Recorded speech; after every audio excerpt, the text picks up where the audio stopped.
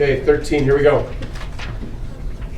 It says we're supposed to be calculating an integral, but our problem is we don't get to use a calculator. 80% of the AP test is non-calculator. Like 80% of the problems are solved without a calculator. 20% you must have a calculator. So we have to find a way to solve this integral even though we don't get to use a calculator. The method we use is the fundamental theorem. I keep telling you, no idea is tested more heavily than the fundamental theorem. So here's yet another way you have to know how to use the fundamental theorem. It's a new way. We have not used the fundamental theorem in this manner yet this year. Here's how we're going to use the fundamental theorem. We got to match things up here. We look at the problem on the pink sheet and we start circling some things. So there's this little formula here. Well, in this version of the fundamental theorem, that would be represented by this item here in green. And we've got a couple of limits. So that's these items here in purple. Oh, but they're over here as well. Okay. Everybody understanding how they match up? Yep. Last thing to circle is this other formula in yellow. So the yellow and green are different. In this version of the fundamental theorem, they're calling the green F prime and the yellow F. I could write a different version of the fundamental theorem that would look like this. Let's use black, though. So I could write the integral from A to B, or A to B. And I could put inside of this small f instead of F prime. And then this would have to equal what I would call capital F. No, not X though, sorry. It'd be B. Subtract capital F of A. So that's the fundamental theorem also, just written with different symbols. I try to tell you all year long, the symbols don't mean anything until we give them meaning. So it's not important that this symbol here is F prime inside the integral, because here the symbol inside the integral is F. It's also not important, but what is important is how this green formula here, whatever we call it, that green formula has a very specific relationship to this yellow formula. We'll go to Ryan. Ryan, how is the green formula always, according to the fundamental theorem, how is the green related to the yellow? It's like the change of two. It's like the displacement. Close. I think you're remembering this one. 2 points for Ryan. Here's a third version of the fundamental theorem. We could integrate from A to B. We could integrate the velocity. We'll go with Piper here for a second. So the fundamental theorem could also be written like this. And I believe that's what Ryan was referring to. That in this version, this integral is calculating the displacement of a particle. And this little difference, this subtraction, is also calculating a displacement. But what I'm trying to get everyone to see is, okay, up here in this version of the fundamental theorem, this green formula is specifically related to this yellow formula. And hey, same thing happens again down here. This orange formula here has a very specific relationship with this, we'll make it black formula over here. Like the orange and black have a specific relationship. The green and yellow have a specific relationship. The blue and the purple have a specific relationship. So Piper, how are those related? The F or F prime are the derivative of what is on the right. That is perfect. So if I write the derivative of F, let's use a different color there. So I take the derivative of F, so I take d dx, 2 points for Piper. of the formula I'm calling F, we know from our previous work that that is going to give us the formula called F prime. The derivative of F is F prime. So the derivative of the yellow is the green. No different on the next line. If I say ddx here, and no different on the next line down. If I go ddx here, we'll go to Lily on the front here. So Lily, following the same pattern, what do I put here? And what do I put here? Put capital F. Good, so let's color code this. So I put capital F here. Keep going, Lily, doing great. X, and then on the other side, we put lowercase f of x. Perfect. Two more. And then I can follow the same pattern. I can say the derivative of the velocity is indeed the position. Wait, wouldn't it be x? It would be the derivative of Wouldn't it be x position. and then that equals VT?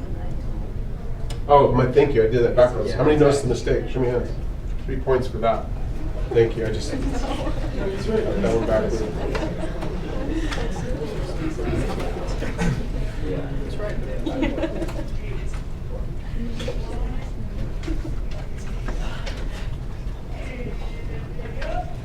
Questions? Is this supposed to be minus like B twice? Oh, 3 points for Tyler. That's just a, so I'm trying to keep track of all of you and write at the same time error. So, thank you. Anybody else? Okay, please. By any chance, could I get a note card? Yes. Thank you. Why'd you say so confident? It's called management.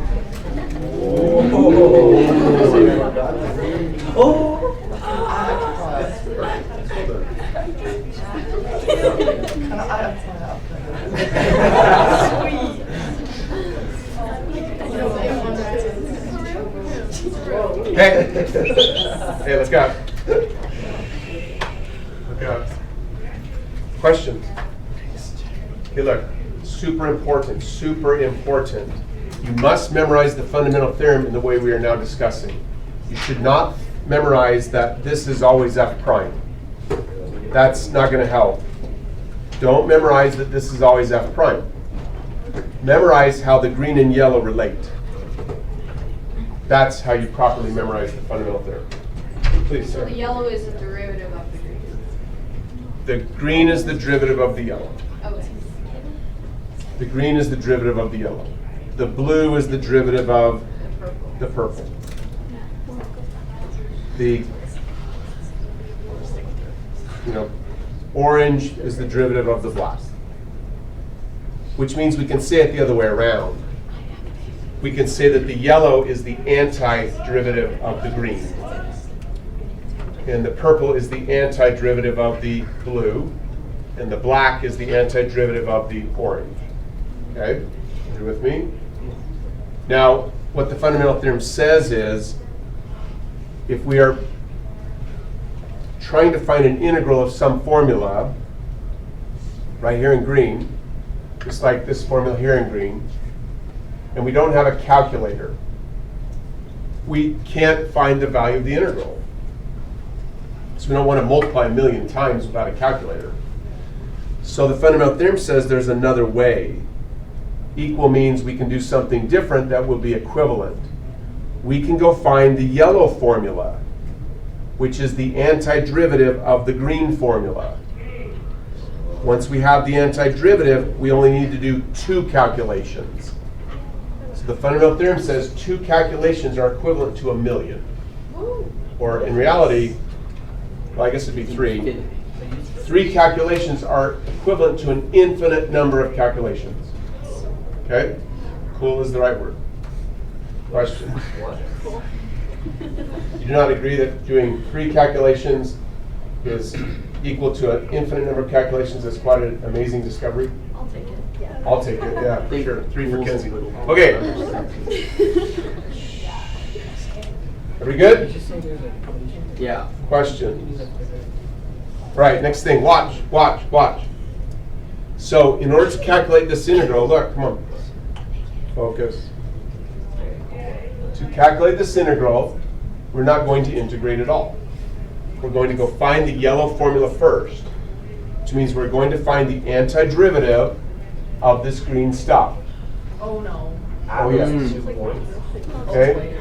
Oh, boy. I knew it was coming at some point. Yeah, here we go. Hey, it's the sheet that says antiderivative rules.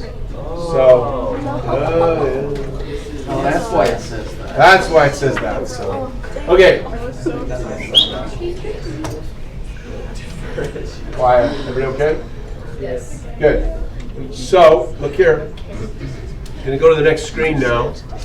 And we're going to do kind of a little problem within the big problem. So, you're going to write something new on your paper, not your pink sheet. On your paper, you're going to write the integral symbol but no limits. The integral symbol without limits means antiderivative. The integral symbol without any limits means antiderivative.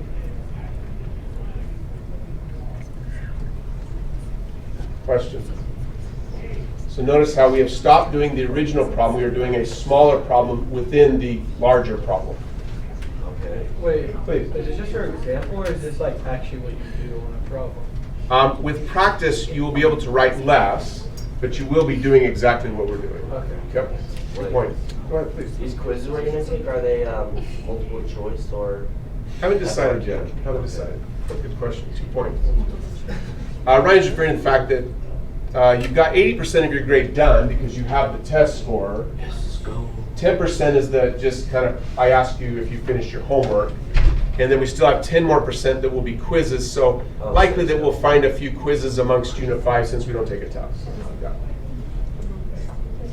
Okay, cool. Next thing. Look. Look here. Look.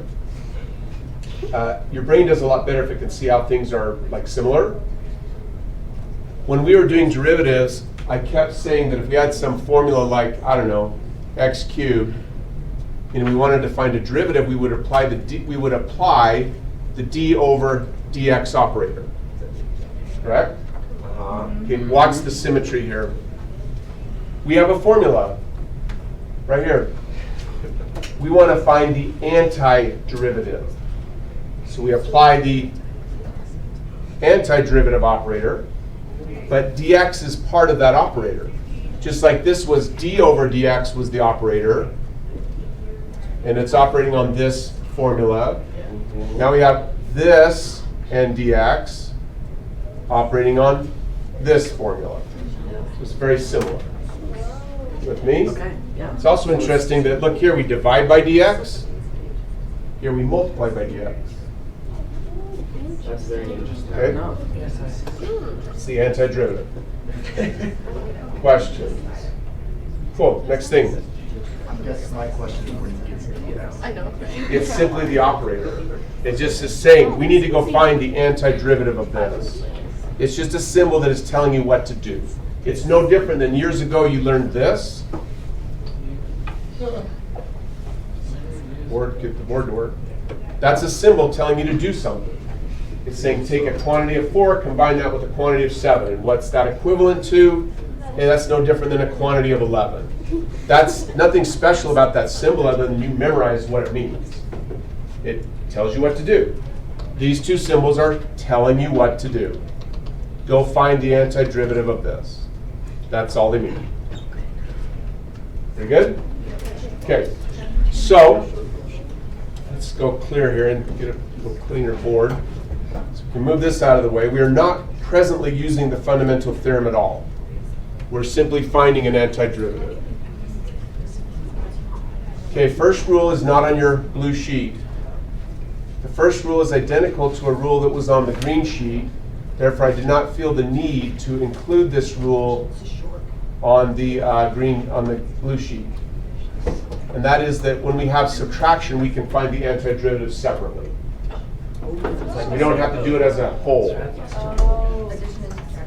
Yeah, add subtract rule for antiderivative is no different than the add subtract rule for derivatives. Okay? Everybody good? Yeah. Another rule that is also identical, focus, is the multiplying constant rule. Therefore, I'm not really concerned with this multiplying constant of 4, nor am I concerned much with the multiplying constant of 6. I just write them down. So on the very next line, you're going to write equal. We no longer will have this symbol or this symbol because we are finding the antiderivative. So we write down the 4. We would still need to find the antiderivative of x cubed, dx. We would then have a minus. We pull out the 6. We would still need to find the antiderivative of x dx. So write that down. Now back to Braun's comment. I'm writing a lot in the beginning. With a little practice, you'll write a lot less. Okay? Cool. Next thing. We'll go to Natalie. She'll help me out here. Go, Natalie. So I look at my blue rule sheet, and I must find something that is an exact match. It must match exactly. And I look at the power rule, top left, and I see this is looking pretty good because this little box here in yellow can be made to look exactly like that simply by choosing n to equal 3. But I can also get that yellow box to look like this orange box by choosing n to equal what, Natalie? 1. So the power rule matches perfectly. Question? For both of them. The yellow boxes match up perfectly as long as you choose n to be what? 2 points for Natalie. What does n need to be, Lissy, for these to match? 3. What must n equal for this yellow here to match this orange here? 1. So I can make the rule match either box just by choosing an appropriate n. Please, Sarah. So then do you just rewrite it in a new way? Perfect, because that's what equal means. Equal says, oh, don't write it like this yellow box. You know, let's, instead of writing like this yellow here, let's write it like this, we'll go brown, this brown box over here. So Sarah will help me. That looks a little more confusing. Orange, brown, whatever. That, oh, it does the same color. That is confusing. Let's go back to that one. That better? That's better. Hey, 1 second. So Sarah, I want to write, so come up here, write equal. I've got the 4. I want to write this yellow box. Instead of writing the yellow box, I want to write the equivalent expression, which is the brown. So what do I write, Sarah? X to the 3 plus 1 divided by 3 plus 1. And then I don't know if that's I would joke and say the C stands for Cerny, but you know. It stands for constant.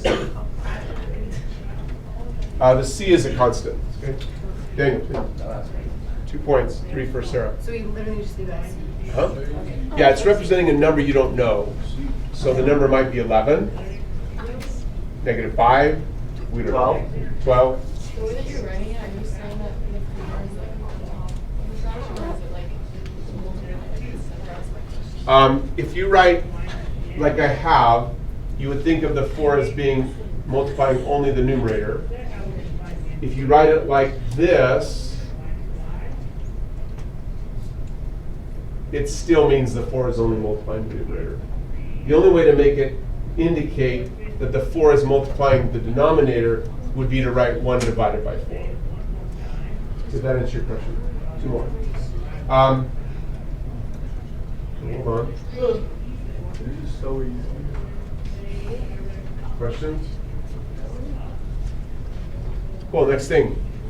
So we've got to get the minus here. So we'll get Ava to help me.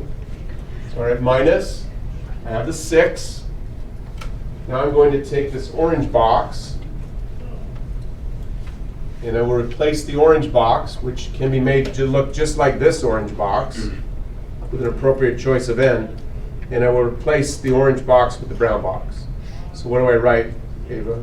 You would do x to the power of 1 plus 1 divided by 1 plus 1 plus c. Nicely done. 2 more for Ava. Questions?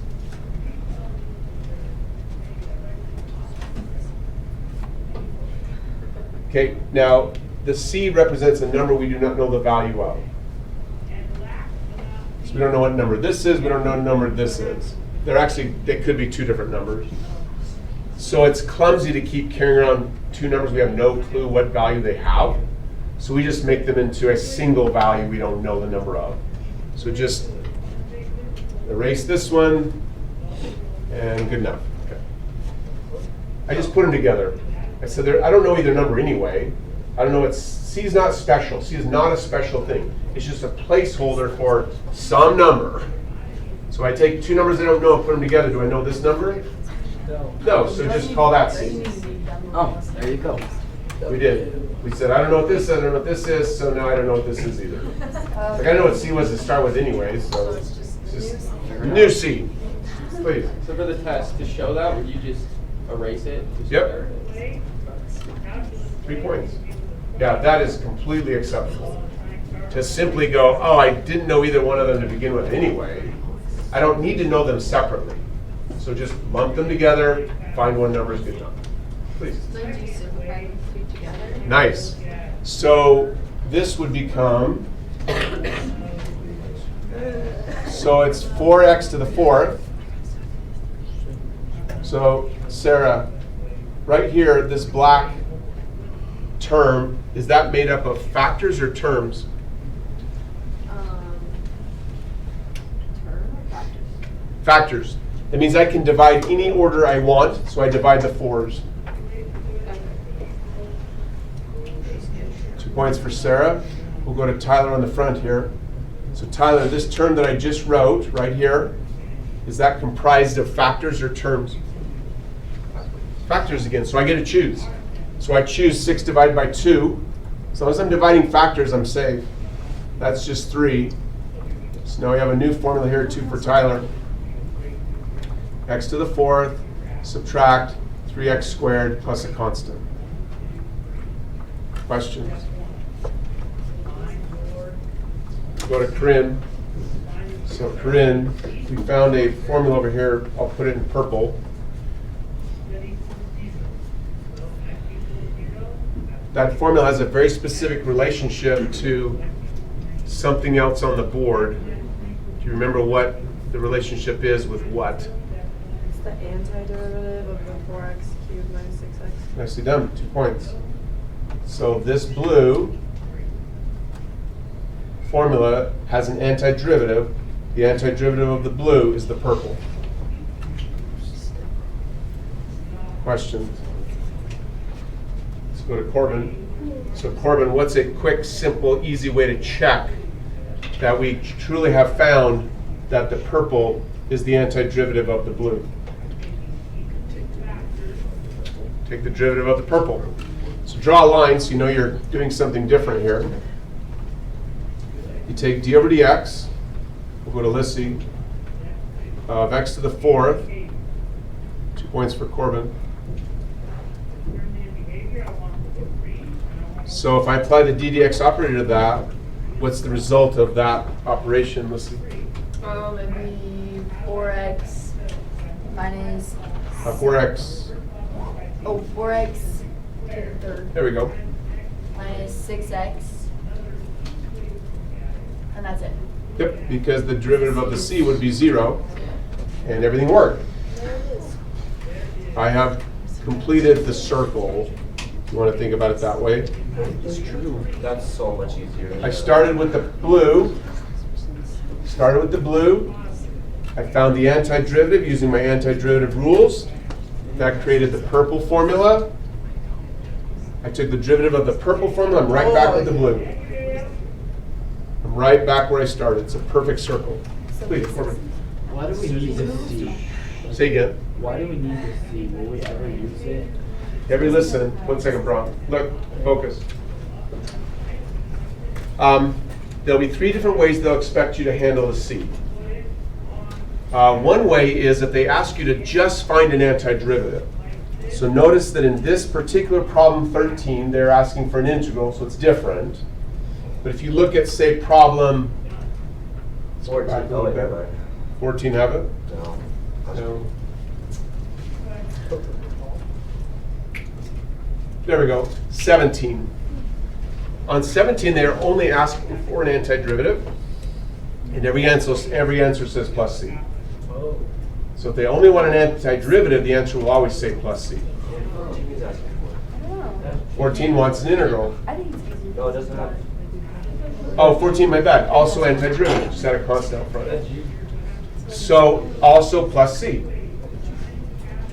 And then the second way, Corbin, is this. We will encounter situations where they will ask us to find this purple formula. They might refer to this blue formula as, I don't know, the velocity. And therefore the purple formula would be the position formula.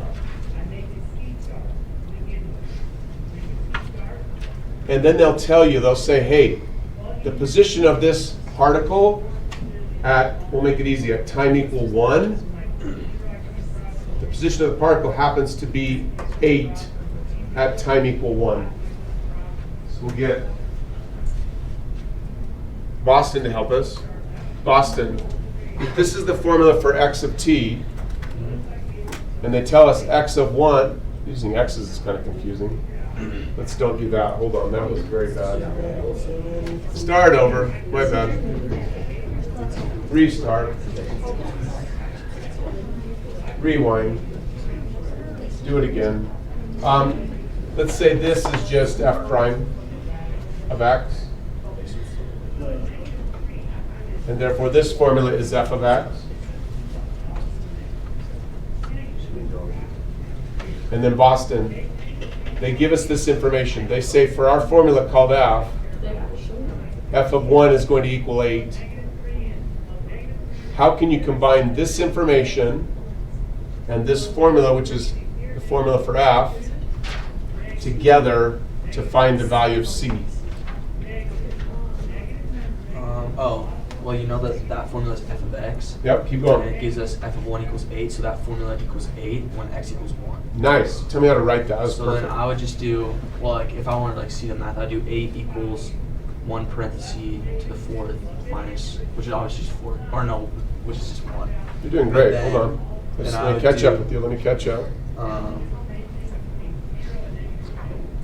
Like this, yeah? yeah. Sorry, I can't. Like, You're doing. I'm staying in your way. You're fine. So that's what Boston would have done. That's perfect. Questions there? 2 points for Boston. Please, Bron. Wait, how do you get f of 1 equals 8?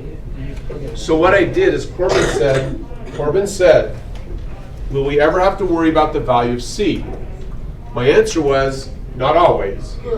If they simply asked you for an antiderivative as they did in item 14, you don't have to worry about the value of C. They just expect you to write plus C. But I also said there will be situations where they'll give you an extra piece of information. So they will give you something, like they gave you this. Once they give you that, now there is a way to find the value of C. Okay. So Boston said, hey, perfect, I can use that information to create this green equation. So Bron, how do I use that green equation to find the value of C? So you'd want to multiply, like I don't know how to say it, but like you. Just tell me what to write. Tell me what to Like write. you'd want to do like 1 to the 4th is just 1. Good, so we have 8 equals. Yeah, 8 equals, and then just like 1 minus 3 plus c. And Keep then going. You can just, and then you can just combine on the next line down to do 8 equals 2 plus Negative. Wait, oh yeah, negative 2 plus c. And Keep then going. Just add the 2 on the other side. What do we get? 10. Always something 10 equals. equals C. There we go. So Corbin, that's something else that will occur. You will be expected to find the value of C. The third thing will show up here in a second. So, please. My question is, how do you get the purple to a single number answer? Like, to an isolated answer? Are you saying how did the purple equation right here, are you asking how that became this? No, I'm asking how the purple is going to give us a number. Oh, you're looking here, right? Yeah. Oh, awesome. We're not quite there yet. Oh, But okay. you're okay. 2 points for asking. Is that what you meant? Yeah. Good work. Is everybody good? Okay, look. Back to the fundamental theorem. Fundamental theorem says if we're integrating one formula, we'll put it in blue to match. So here we're integrating this blue formula right here. Don't talk. We're integrating the blue formula. Integrating a blue formula. We have two different limits. Here and here. Also here and here. Fundamental theorem says don't try to integrate the blue. Go find a different formula. Go find the purple. So we did. We had the blue formula, and we went and found the purple. So you're going to have to do it at the points 1 and 2. Nice. Because that's what B and A are. That's what B and A are. The purple, and Ryan, help me. In words, how does the purple formula relate to the blue formula? Ryan, come on. The blue formula is the derivative of the purple formula. Therefore, the purple is the antiderivative of the blue. Antiderivative of the blue. Everybody with me? Yes. Okay, so I got to erase this. Everybody good to erase? Yep. We'll just copy it, so if we need to go back.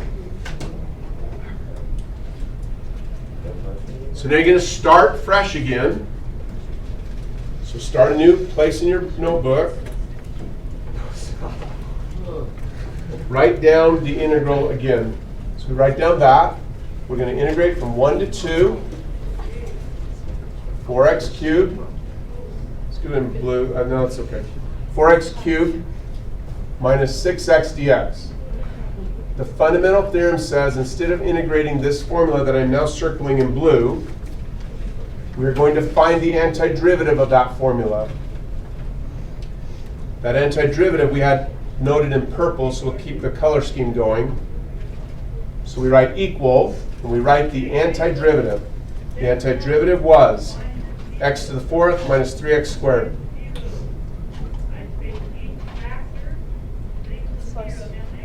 Plus c, thank you. Put that in parentheses. We need to plug into that two numbers, a 2 and a 1. So you draw a bar, and you write a 2 and a 1. And that means to do this. It says take that antiderivative formula, plug in a 2, plug in a 1, subtract. Question. So you do it. So move this out of the way. Next line says equal. This is Sarah's question. How are we going to get a number? Here's how we get a number. You plug into the x at 2. That's to the 4th power. 3, plug into the x, a 2 squared. Plus c. Okay, that right there, this here in black, is exactly this right here. We just took the formula for f, sorry, the formula for the antiderivative of this formula, and we plugged in this limit. Questions? Please. Would it be the same thing as just doing like that second line? Would it be the same thing as just f of 2 minus f of 1? It is, as long as we name everything. We haven't really named anything. If we did some naming, that's exactly what it would be. Like if we called this blue thing f prime, 2 for let's see. We called this blue thing f prime of x, then we would refer to this purple formula as f of x. And we are doing exactly what you said. We're taking f, plugging into f, the upper limit, right there. Now we're going to subtract and do the same thing for f with the lower limit. Did that answer your question, Liz? Yep. Good point.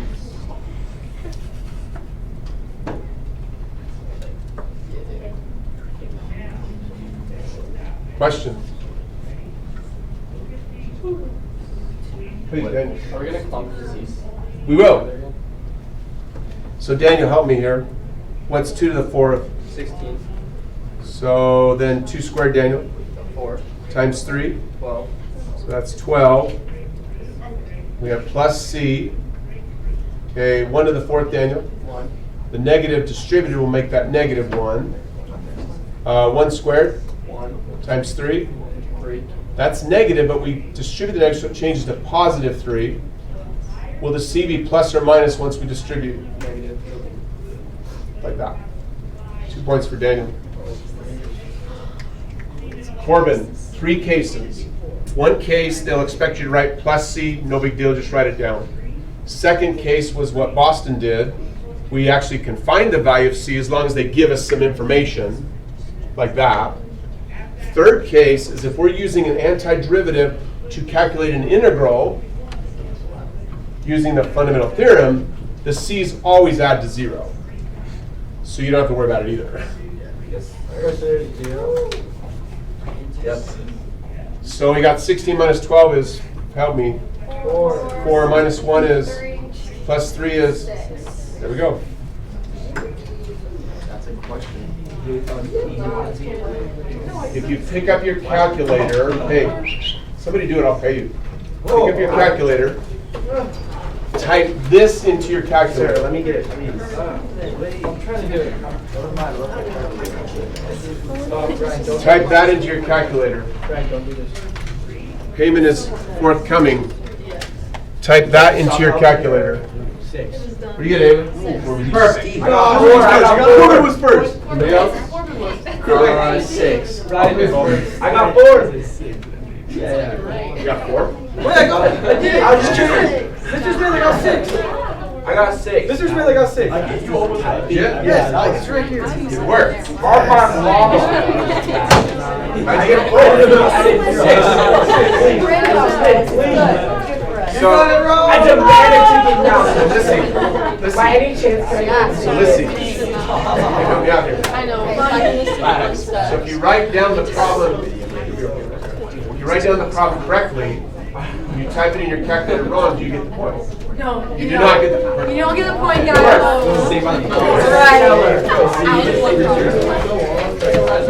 Good job, you guys.